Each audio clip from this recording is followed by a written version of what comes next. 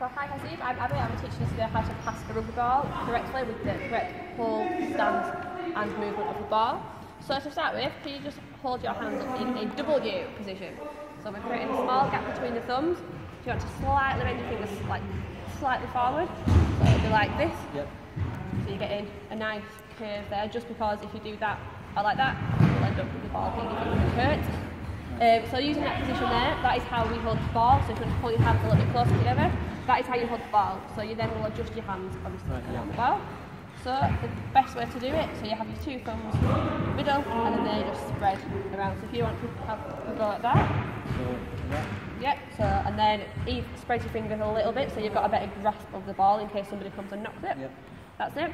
So the best way to do this is the nose of the ball faces up, the bottom of the ball faces down. So that is how you run. So when you run with the ball, you do keep it upright like that. So then we'll move on to the actual movement of the ball. So when you pass the rugby ball, you have it obviously here. You always have to pass backwards in rugby, so you always need to make sure your body position can turn. The best way to do that is keep your elbows bent, so they're nice and upright. You never pass over a leg. So if you was passing, you would step forward with this leg and pass that way, or vice versa that way. So we'll say that you're going to pass that way.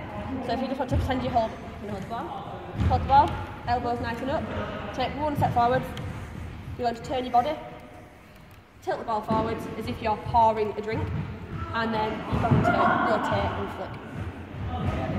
Yep, so I'll show you, we'll get it all in one. So it's a step forward, rotate, you're going to dip on your hip, lift this elbow, and then you flick. So if I pass you the ball, so it's a step forward, tilt, and then you flick. So you're extending your arms, and it's as if you're reaching for something.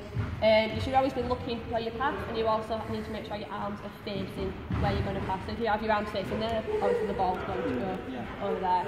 So if you want to give that a go, I'll stand this side if you want to pass it to me. So is that the right technique? Yep, so you've got your fingers nice and spread.